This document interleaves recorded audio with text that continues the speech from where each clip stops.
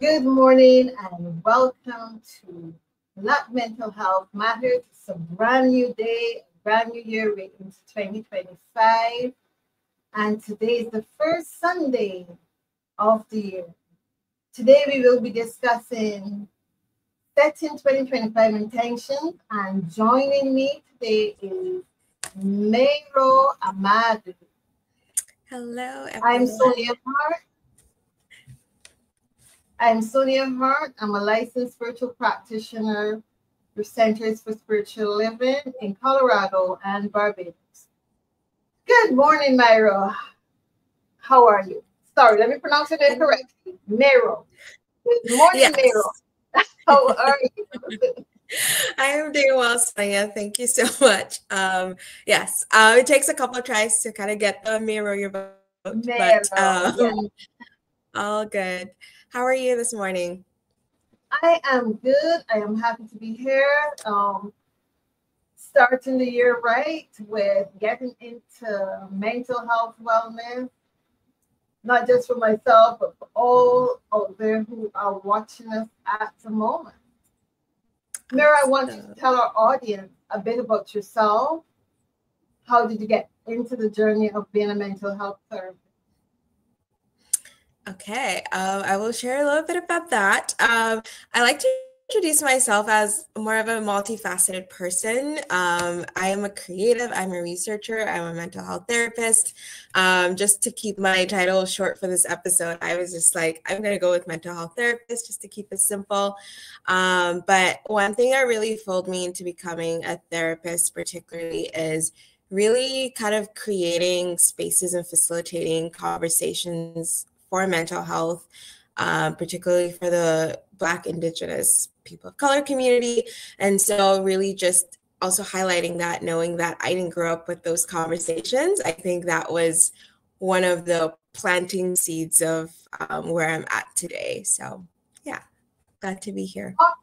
Awesome. Welcome to the show. As I said earlier, I'm Sonia Harte, licensed spiritual practitioner, and I deal with matters of the soul, matters of the spirit, also matters pertaining to mental well-being. Today's topic is setting 2025 intention. I know a lot of people would have, at the end of the year, decide, okay, I want to do some things differently. And note that we're using the word intention rather than resolution, because you're still making this resolution. I remember a girlfriend sending me a text message saying, oh, this is my resolution for this year. And I said, wow, what do we really need to resolve here? Because I no longer make resolutions and make intentions. I do affirmations. Tell me a bit more about intentions and the difference between intentions and resolutions. I know that's a big chunk to jump into. What is the difference between resolutions and intentions? I think resolutions, honestly, to me, it kind of lands more about like setting like goals, but they're not really, goals that you kind of see through. I grew up with also like learning about resolutions, and every year, you make resolution. One of the big ones for me was actually like, this year I'm gonna work out and be healthy and go to the gym, and then 2 weeks into the year, you're like, okay, no, this is not working out. And then you kind of just it's easier to just kind of like either backpedal to the norm of whatever the case may be. But I think like with intention specifically, there's almost like this sense of anchoring, and there's a purpose and there's an alignment with how you choose to move throughout the time or throughout the thing you're setting an intention for. Especially this year, like there was intention was actually one of the words on my vision board, where I was like, everything that I am setting, there's like a questioning on how does this align with the purpose, with my purpose? How does this like serve as a strong foundation in how I move forward this year? So is it building habits? Is it being intentional with like you want to wake up every morning at 5:30 in the morning, like and then the meaning behind why you're waking up at 5:30 in the morning every day. So I think resolutions are more also like big picture of just like I would like to wake up earlier, but there isn't like a set time, there isn't a set goal, there isn't a set why about why you're doing what you're doing. For me, though, that's like really how it lands. Okay. So there are many things that I intend to do for this year. And I tend to think of making intentions as a plan. You know? You did mention there's a plan. And I see that for myself as I intend to do all these things. But I still have to resolve within myself that these are the things that I really want to do. I have to come to a place where I've done my reflection of last year. I've looked back and analyzed, okay, this worked, this did not work.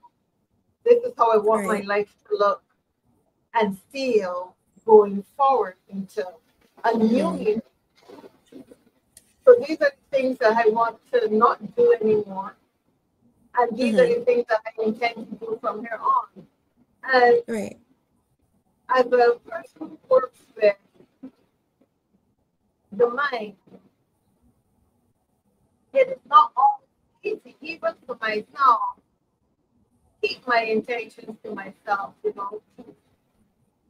Okay, I'm going to pull my driver's permit out and going to have it reviewed. This is my intention. But then somewhere along the line, I'm not honoring that intention to myself. How does that impact a person when they set goals and do not follow through on those goals? We make intentions, but we do not follow through on them. How does that impact on my mental state when I don't follow through? I think there are like two ways in which that could be looked at. One is, you set an intention. I think like setting intentions is definitely just not enough of just like, I intend to do this. And that's the end of that. I wanted to say like last year I did drink the Atomic Habit Kool-Aid, as I call it, the book by James Clear. And it was really about like stacking habits to like back up your intention. So one of the big intentions for me last year was like, I really wanted to be more healthy. I really wanted to go to the gym at least every week. Okay, like that was a big goal to even like just say, okay, I want to go to the gym 5 days a week. That was my intention. But I think one of the difference between like not going through with it and going through with it for me was that, yes, I set an intention of 5 days a week, but also that was a core foundation for me that I just wanted to go to the gym. It didn't matter if it was 2 days a week or it was 5. It was just like I needed to step my feet into there and like just get my workout done. And there are some weeks where, it was 1 day. There are some weeks it was 5. But the core intention of getting healthy was really there, backed up with the habit of I need to go to the gym minimum 1 day a week, maximum 5. And so there are weeks where also I didn't go to the gym, but I think that's where self-compassion comes in as a therapist, where I'm just like, you should be kind to yourself with that, right? And really honor where you're at in that moment. Just because, you went off track or you didn't do something that was intentional that week or you didn't really back up that habit doesn't mean like that's the end of it. Like really that intention of getting healthy too was that yes, you miss a week, but like there's always tomorrow or there's always next week to like come back to that. But I think there was like that strong foundation of I want to be healthy and I want to go to the gym at least once a week. And that was really a helping factor in terms of like propelling that. Okay, so I'm hearing you say that you made the intention, but you didn't follow through every day. You did it some days and you didn't do some days. So what happens psychologically when you don't honor, your commitment to self? Yeah. Because we make intentions, we make resolutions, January is fine. You may get some things done in January. And then somewhere along the way, the distractions in life happen. You know, I want to wake up every morning at 5 o'clock and do my devotions, then get into my exercise, so that by 7 o'clock I am doing my housework, keeping my space tidy and all of that. But then a friend calls me in between 5 and 7 and distracts me with something else. How do I stay on track with my personal goals for my life without allowing the distractions around me to pull me away from what I'm doing? Do I write out every day a timetable of, okay, this time I'm doing this, and turn my phone off so that I don't have interruptions? Because I think, for me personally, intentions have to go with self-respect, self-value, really valuing yourself to the extent where you shut some people out, you know, setting boundaries so that you don't call me in between my time for myself, which is between 5 and 7 when I'm going to take care of things I need to take care of. You don't call me in that space unless it is a real emergency. And even then, I may not be the person to call if you have an emergency, you know? Right. Yeah, what I really want to get out of this discussion today is how can people move beyond just making that mental intention and actually forming new habits for themselves that put those intentions into actual practice. How do we do?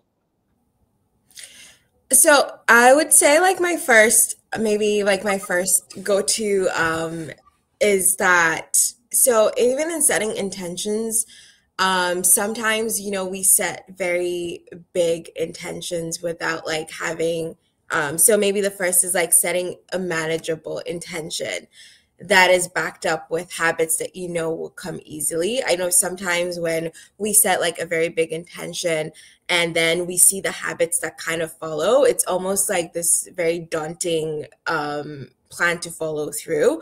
But just really like keeping it simple and like really making sure that the habits you're building to kind of propel those intentions that you have are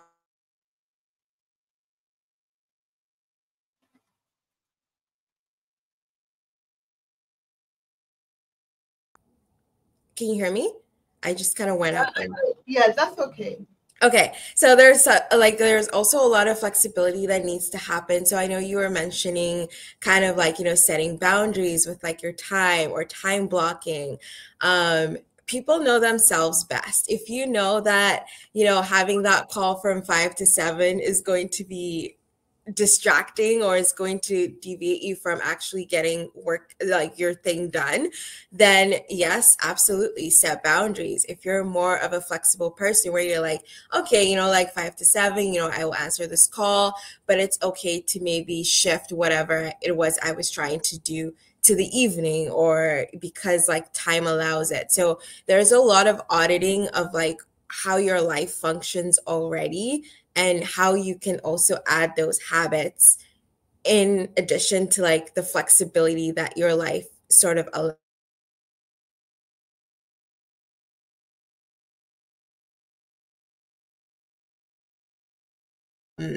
People time block, and so if something doesn't happen in a block, it's like almost it derails the whole day, right? So I think there's like some self-compassion, some flexibility that could be allowed there where it's you don't get this thing done today doesn't mean it can't get done tomorrow, or just because it can't get done maybe later in the day. So being able to be flexible, moving things around is also like very key. But I think like just even auditing your life to know what works. If you know that you're not a super flexible person, then yes, working on those boundaries to make sure that you are to the T on certain things might be helpful at that point.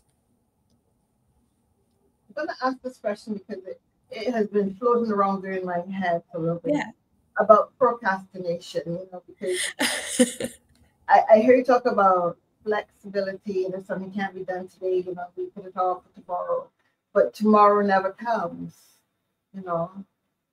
What about doing things in the now? Should we always make now a priority. When something has to be done, do it now, rather than, oh, I'll get to that tomorrow, and I'll get to that tomorrow. Isn't that procrastination? And is procrastination a mental health challenge for some of us? You know, is that on the mental health spectrum?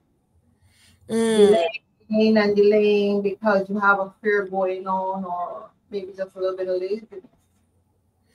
Yeah, I think like it's a very when you describe procrastination like that, I'm like, absolutely, it's almost like a slippery slope of like, you know, you take one day and then you take seven.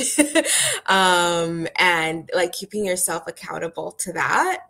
What I'll say about that is if you know you're a person who procrastinates, then it's definitely like, you know, coming back to that boundary conversation of like, how do you build more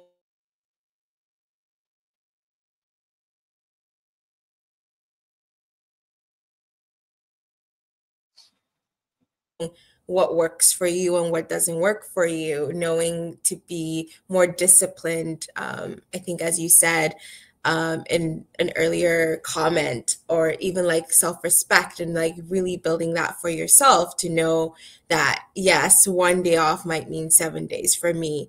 And I accept that and I want to work on that, right? So yeah, just really honoring also where you're at and being honest with that really helps in terms of like determining um, what that might look like in terms of like being flexible and being self-compassionate with yourself and intentions that you set. The word flexible, I like that a lot. And I also use the word pivot. Mm. Sometimes things don't go according to how we intend them to be. And for me, I like to say, let me pivot. Let me become a ballerina for the day, you know, and pivot a little bit. There's another word, I think it is, I don't know the word off the top of my head, so let me call the wrong word. But I think we need to be able to balance and go forward and backward and don't fall flat on our face, even with our intentions.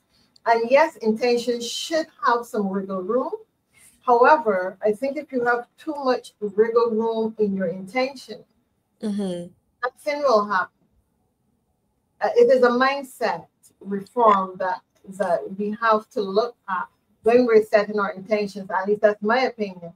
That going into any new era, we have to be able to one pivot and have that mindset reformation going on, because I think that that's where real change happens. That's where we set new habits when we're able to change our mind. And by that, I don't mean become whimsical about life, but to change our way of thinking so that we can change our way of being in the world. And I know even for myself as a spiritual practitioner, that is not always easy.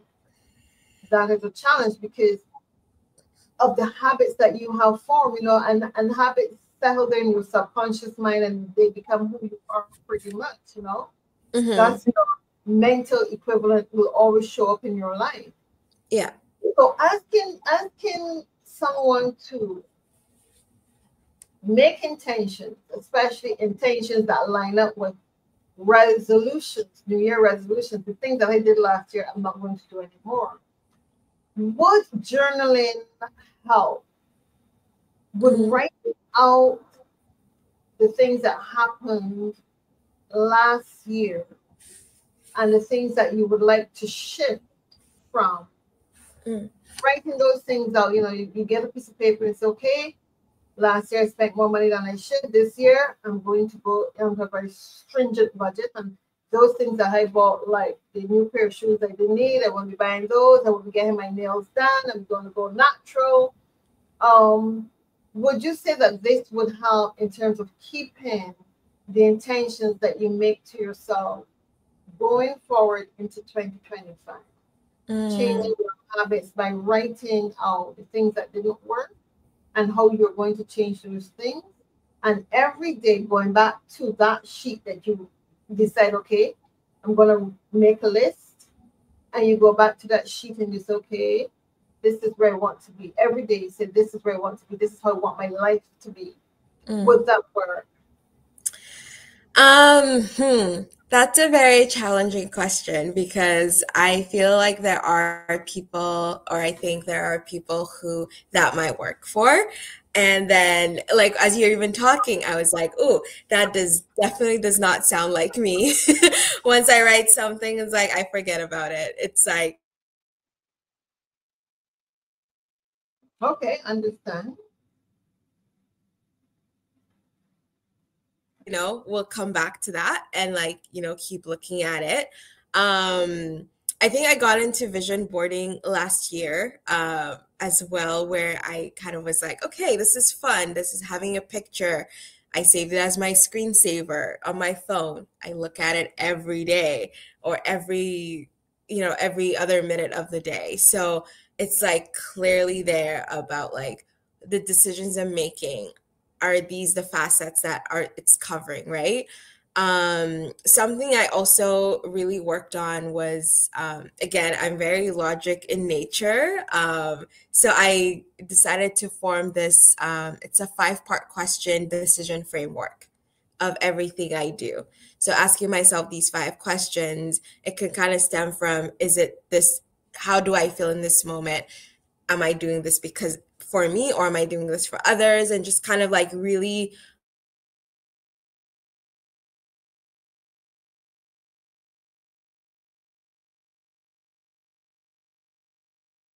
kind of like helping me dial back the intention behind even doing something. So yeah, while for some people, having a board, looking at it every day, it's wonderful if it works for you. But then there are also other ways where, is it having an accountability partner? Is it building your community to kind of support you in that way, being let it know that this is what you actually want to accomplish this year. These are your intentions for the year. And having somebody be like, oh, you set that intention. Like, do you feel like you're moving intentionally right now? Like, I also call my friends out on that. If they do let me know what they're trying to work on.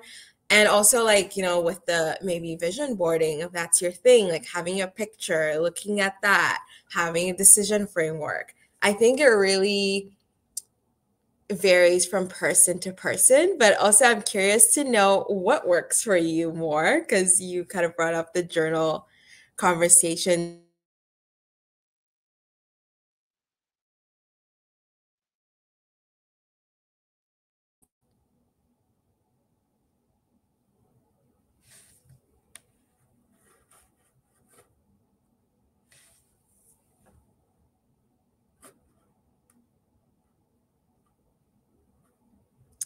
I don't know if Sonia can hear me. Okay, the internet is a little unstable. I heard you talk about your vision board, and I think vision boards work well. But one of my spiritual practices is visioning. And in visioning, what we do is we start off by going into prayer, making that intention. And then we go to our higher self, that part of ourselves we call God, and we ask 5 questions, sometimes 6 questions. But the first question is always, what is Spirit's highest vision for myself in whatever situation you want to create? And the second question is, what must I release? The third is, what must I embrace for this to happen, this vision to unfold? And I'm trying to say it off the top of my head. But I know the last question, one of the very last questions is, what else is there? But what you're doing is actually going into a meditative state and asking God to show you the way forward, to give you guidance on what is mine to do in this moment. What should I release? What should I embrace? And really connecting to source. I know that there are a lot of teachers who will tell us to do visualization, to do the visioning, but I'm a firm believer that whatever we do, God must be a part of it. And that is God based on your understanding and not anyone else's understanding, because we have so many different spiritual practices out there, or not even spiritual practices. We use that word so wrongly sometimes. But religious practices out there, we have so many, and they all teach about God in whatever name, whatever form. But at the end of the day, it is all one system, one God, one people. And I personally believe that visioning helps a lot, because you of yourself are not making those decisions. You are allowing the source within you, that power, that all-knowing spirit, to give you that guidance. It's okay, Sonia, I want you, this is my highest vision for you. And my highest vision for you is to be that place where people come for spiritual guidance and support. This is my vision for you. And this is how this will unfold for you, by embracing these practices, the practice of gratitude, the practice of integrity, the practice of sacred service, and of course, sacred selfishness. These are the practices that will help you to achieve this intention of being there for others, being a compassionate listener, being that person who is there for others. That's why I mentioned that, in envisioning and making your intentions, that we still have to bring it back to the source that created all things and all people and all ideas. Yeah. Yeah, where you are religiously. I do connect with that spiritual kind of aspect of, as I mentioned at the start of the episode about like purpose and alignment of like within yourself and like your core. I can definitely see that where there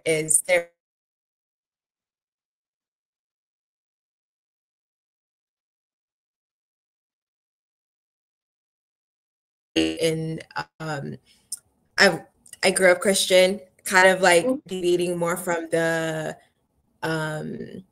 religious aspect of it to more of the spiritual aspect of it. I always make this connotation about like I'm in this boat with me and my creator. And if the boat sinks, we only have each other to kind of blame for it. But literally like driving this boat, salvation is personal in the Christian faith, as I say. But like there is this boat and I am our creator. We have to be aligned. There has to be a purpose. There has to be a driving, like we're both rowing, we're going somewhere, and I can't have like a different purpose from what my creator has. We have to almost be in sync to be able to row in the same direction to really get to the things that are meant to unfold for me. So in that regards, like I talk about purpose and alignment.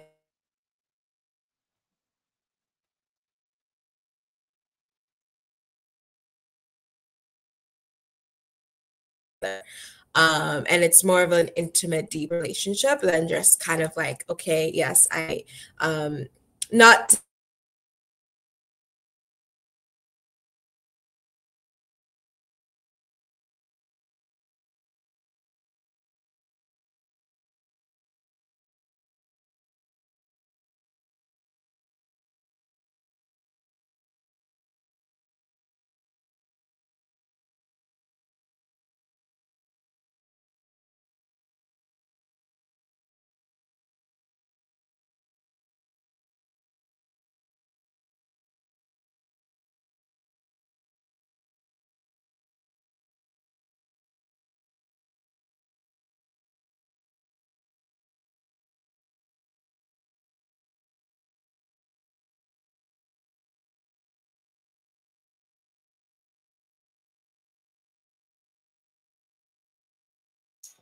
I think I just lost Mairo, but she will be back.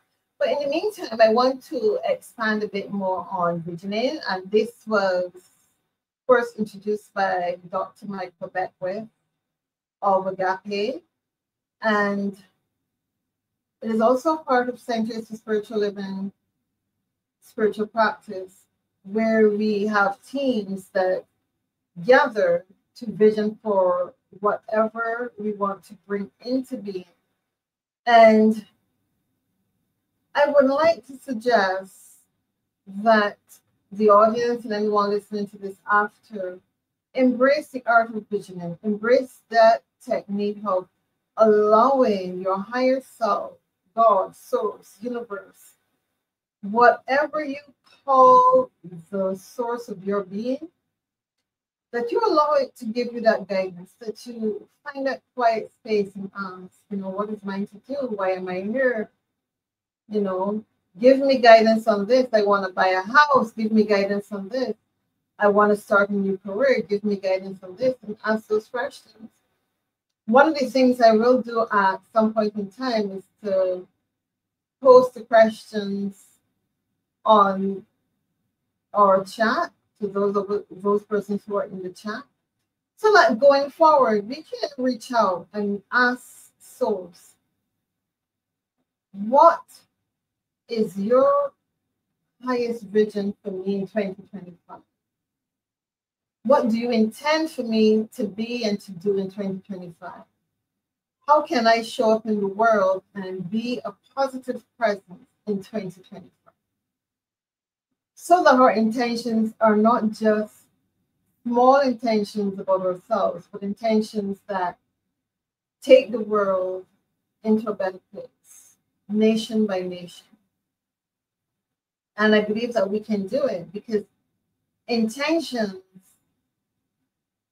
should, in my opinion, include everyone. We don't live in isolation, so to speak. But how can what I want to do serve all mankind? Not just myself. I have great intentions, but are they selfish intentions? And I think that's where we want to go in 2025. Making intentions that are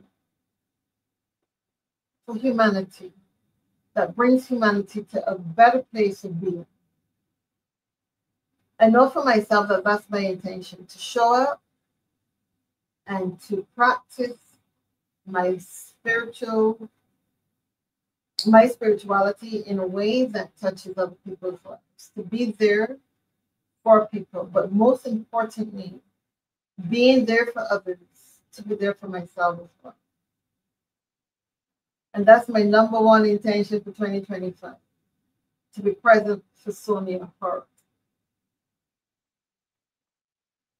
I'm just waiting for Mairo to pop back in, and she hasn't yet.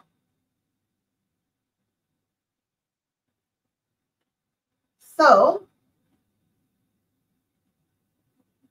do you have, oh, there she is. Mairo is back.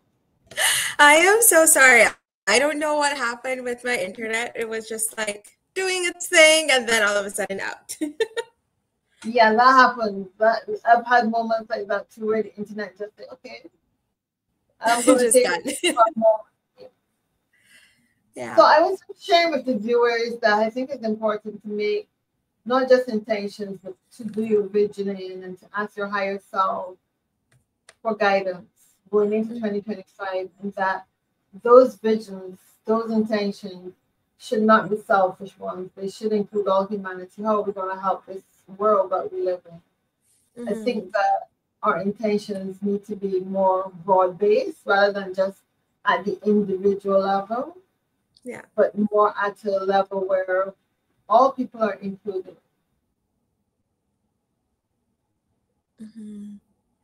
Yeah.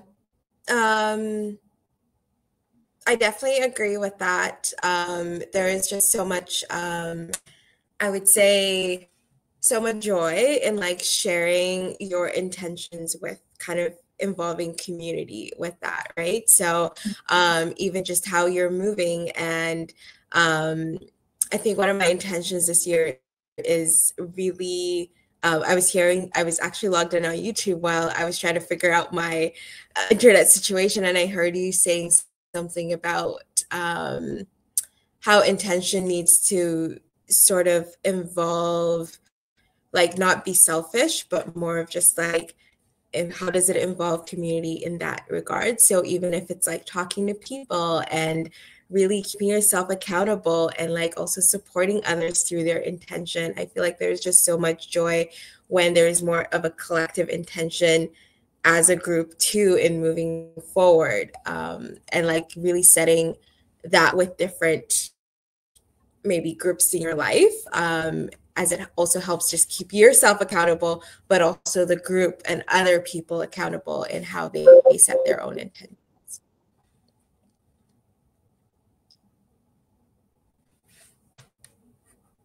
I like that. I like that. That's very important, because even as individuals, we're not independent. We rely on each other for so many things in life. I sometimes think of myself as being superwoman and realize, oh no, I'm not. I need to reach out to someone to assist me with stuff. I mean, yeah, I don't live in the world alone. I can't do everything on my own. There are people that we need to reach out to. And I think that with that being said, we really need to make our intentions so that they are inclusive rather than exclusive. Mm-hmm. So that even when we talk about Black mental health, how does that look? Are we excluding others in terms of being mentally healthy? Mm-hmm. And as much as, and I like to look out at the world and see the world as one organism, how do we make intention for a better world if we continue to isolate ourselves from the others and say, well, Black roses can't grow in the same garden as red roses. Yeah. Healing has to take place. And that healing takes place when we make positive intentions for ourselves in terms of bringing others along. Sometimes when I listen to conversations, I get uncomfortable because of my nature, and I am by nature very pastoral in my outlook on life. And for me personally, one of my other intentions is that the world becomes a place that is peaceful, not just for me, but for all people. That's a very lofty goal, I know, but I personally believe it is doable, and it is doable one individual at a time. It's how we look out at the world and decide we're going to show up. Am I going to show up just for Mairo because we look similar, or am I going to show up for all people as a pastoral caregiver? Am I going to open a practice and say, well, only this group and not that group? And I'm saying this on this forum live because I want to see the world in a better place. I want to see that there are, wars are stopped. I want everyone to have really great mental health, wellness. And that happens when we all make the intention to be mentally well. And that includes what? Loving yourself no matter what. 2, not allowing others to cross your personal boundaries and define who you are. And 3, put on some blinders sometimes. Put on blinders sometimes. Leave the prejudices behind. There's certain things I don't like about people, but I'm learning to put on blinders and meet them at the level of humanity and not through my own lens. Because if you look out at the world through your own lens, a lot of things are going to be not too like. Yeah. And you become intolerant. And I'm just sharing some of my intentions, yeah? And those are some of my intentions that the world become a better place because I showed up and I said, you know what? This is where I live. This is my planet. I want better for it. So I'm going to take the task of making good intentions, of asking Spirit within me to give me the boldness, that fearlessness that it takes to show up in the world and say, we can do better as a human level. We can do a whole lot. So for all of those persons who are setting intentions and resolutions, I want to encourage you to look out at the world through a different pair of lenses. Because if we continue in the vein that we're going to destroy ourselves, we're going to destroy the planet, we're going to destroy the home of the future generations to come. And I know that we can do a whole lot better. With the intentions that let our intentions be global, let our intentions be universal rather than individual. You know, think of others when you're making your 2025 intention. What are your thoughts on that? I was gonna say, I really resonate with having not just setting like that intention for ourselves, but like more on a larger scale. In therapy, there's something I enjoy doing with like one-on-one clients, and it's the art of reflecting things that I kind of want to see, and also like how that sends like an invitation to someone else to kind of step into that with me. So if it's like, you know, even showing yourself self-compassion, I think when you show yourself self-compassion enough, for instance, like there is self-compassion that is automatically reflected to other people, because you know that with yourself, you take yourself with so much grace. And then you offering grace to others comes a little bit more easier the more you do it for yourself. So in a way, you're kind of reflecting that to others.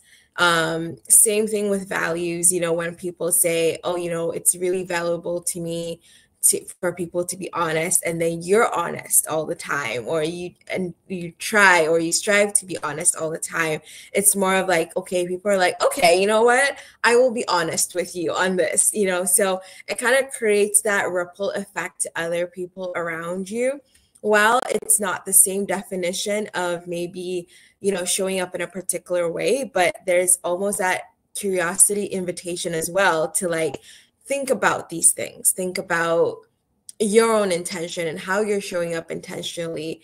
And I think like as you do it as a person, it almost creates this ripple effect in your community and the people around you to also kind of think about it this way. There are a lot of friends of mine, you know, when I do something and they're like, oh, why did you do it that way? And I say, oh, I'm being intentional about it. And then they ask me, oh, like, I want to be intentional about things that I do too. So even just like sparking that conversation of like, what does intention mean to you, you know, and just kind of really leaning into that invitation that you've set, and people walking or stepping into it is like just so much powerful too in creating that ripple effects across different groups that we belong to. I agree with you. Yeah. It comes down to setting that intention, what do I intend to do? And intentions need not be broad-based and for a specific year and period, but every time you go to do something, make an intention, let it be intentional. But also in doing that, while making yourself happy, ask the question, is this thing that I intend to do going to bring harm to anyone? And I don't mean discomfort. You know, you may want to do something like go partying, and your mother's going to get upset because she don't want you to go partying. Not that kind of upset. But is it going to bring harm? Going to stop someone from having a good meal? Is it going to stop someone from having a job tomorrow? Good day. Yeah, you know, not, you know, because sometimes the things we do some people are not going to like it, but I'm not talking about that. I'm talking about bringing real harm to someone else. And I'm going to bring this into the conversation because sometimes we make ourselves happy, but fail to realize that our happiness is from a very selfish place, and therefore it is going to cause harm. It is like when I decide that I'm going to go and buy something exorbitant with the family resources.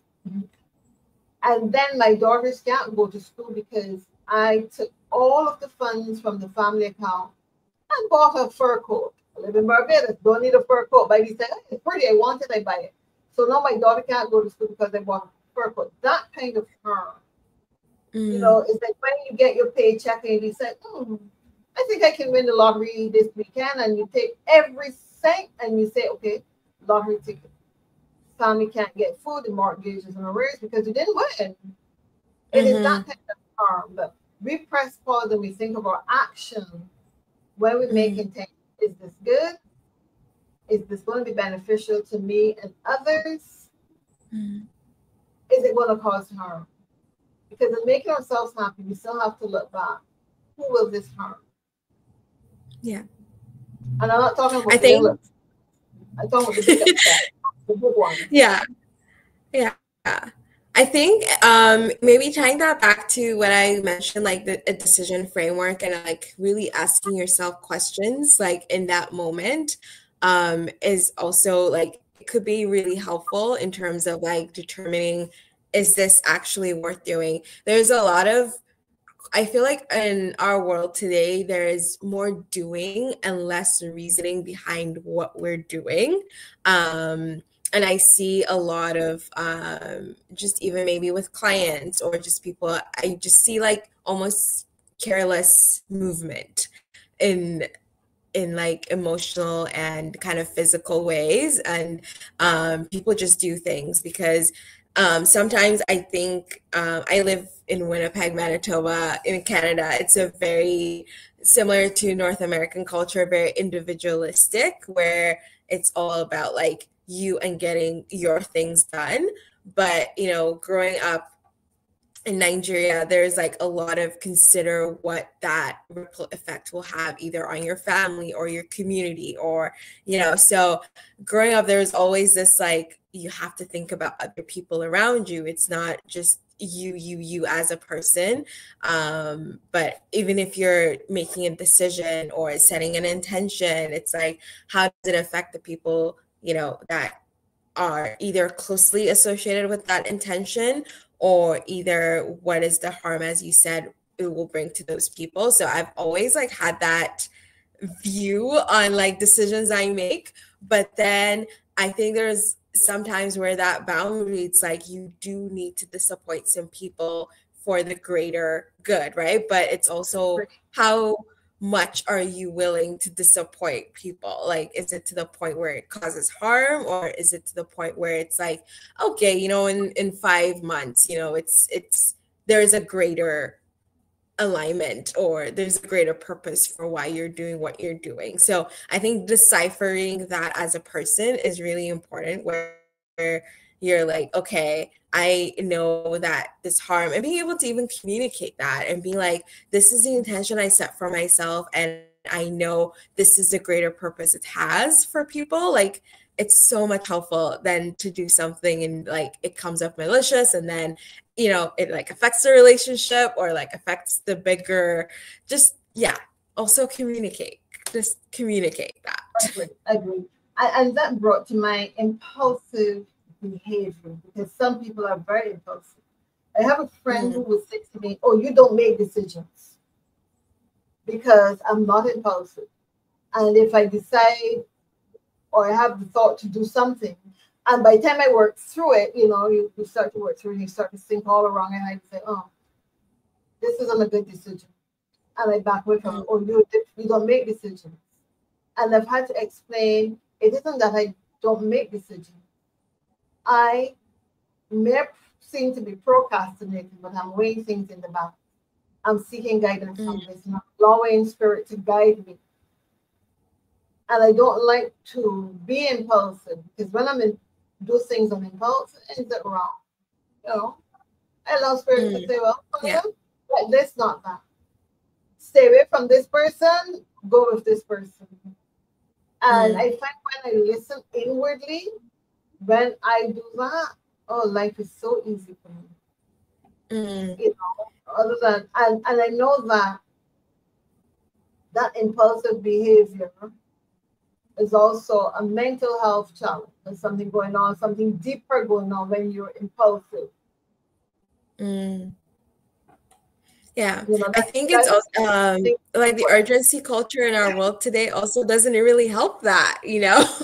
Like even hearing you talk about like making decisions or, you know, replying to that email like right off the bat or that text message. I also get like, why don't you reply your text messages very quickly? And I'm like, I want to have like a well thought answer because you're not here in person to see all my physicalness and all the nuanced expressions that are not here. So I might say K, I might type a K because I'm busy, but you might see it as dismissive. So, you know, like if I actually took the time to write okay, OKAY with an exclamation, it's also a different response. So, you know, like even with that and just being like, I need a moment and that is okay. You don't need to like respond to something quick or, you know, yeah, I really blame urgency culture with that. That's emerging around the world. I think life should be lived intentionally, you know, that you should always be in that state of connecting to source, asking those questions. And that for me is being intentional, where I have a spiritual CEO who I can go to and ask for questions. I have a spiritual CFO who I can go to and get my finances sorted out.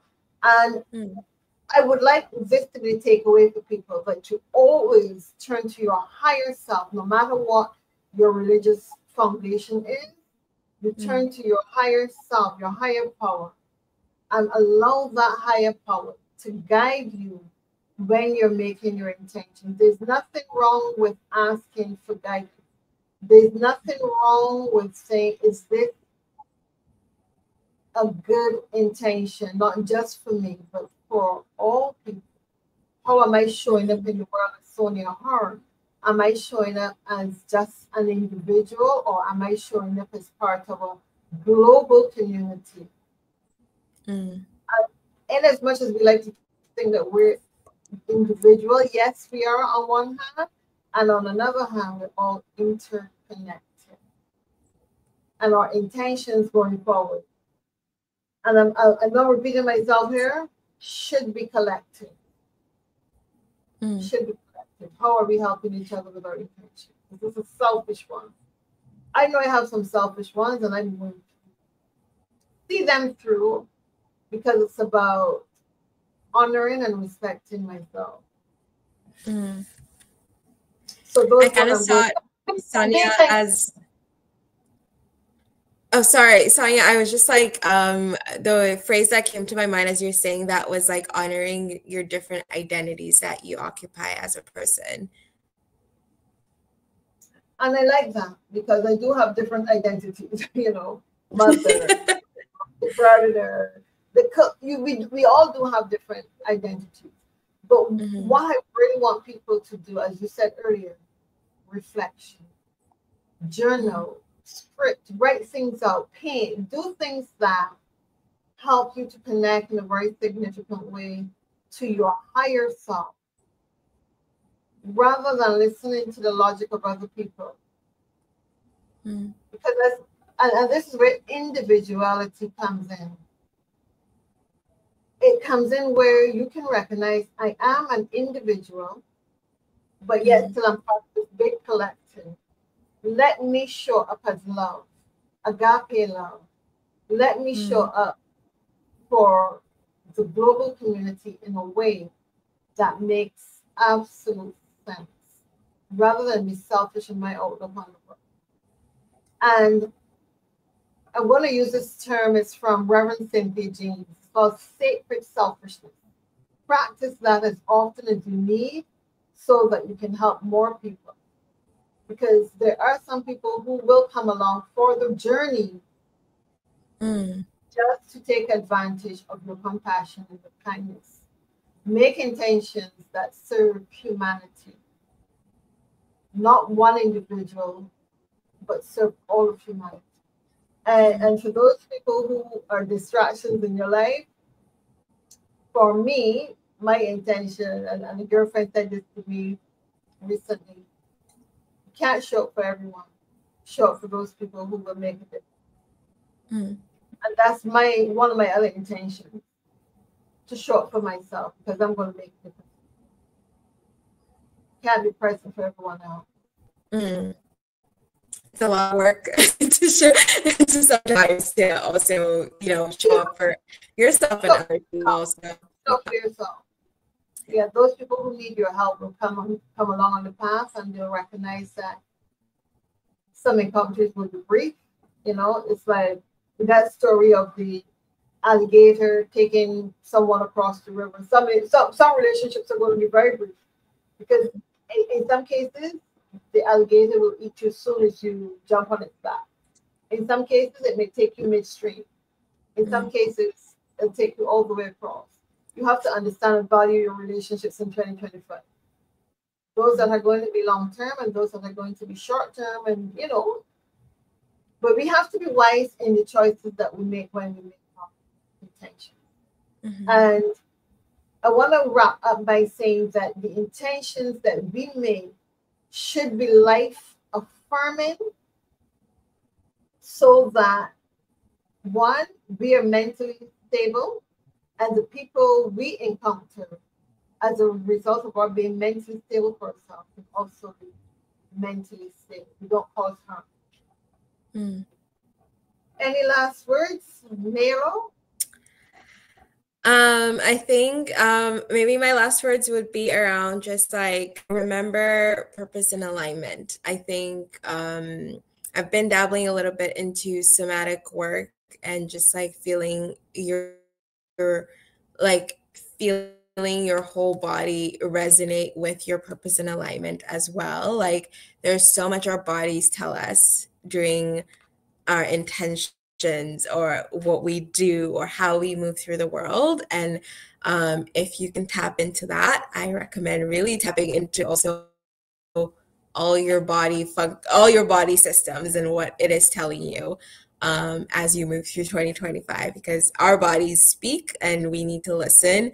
And sometimes when we don't listen, what does it do? It actually just ends up shutting down completely. So really just tapping into that as much as possible. And again, if you can find alignment with purpose, with values, with all the things, spiritually, I know Sonia really talked a lot about spiritualness, and really also kind of tapping into that. So tapping into all the facets of your life and really aligning yourself is really important as you move. So yeah, those will be my last little words. Thank you, Mairo. And we have a comment from Kenneth Reddick II. Keep purpose alive in 2025. And I would like to end on that note. Let's keep our purpose alive. Let's stay true to our intentions. And remember, pivot. Don't be impulsive. And above all things, do not procrastinate, but think things through thoroughly. Don't procrastinate. Just think things through thoroughly. And wherever necessary, reach out for support from those around you, like myself, Mairo, and other persons who are part of the Black mental health team. We're here to give you that guidance and that support. And with that, I would like to thank all of our viewers around the world, those who were present with us and those who will watch later. I would like to thank you for your support. And going forward in 2025, there's a lot of wonderful topics coming on stream. So please join us whenever you can, every Saturday morning, 9 or 10 a.m., depending on which region you're in. And it's been a pleasure being here. I wish to also give you special 2025 wishes. Yeah. I'm not going to say Happy New Year because we're 5 days into the new year. But I want you to have an awesome on 2025, and remember, pivot as often as you have to. Think it through. Think it through. There's no need to rush through life. It is absolutely a wonderful life. No need to rush through it. Mm. So have a wonderful day, everyone. Thank you for being here. Awesome. Thank you, everyone.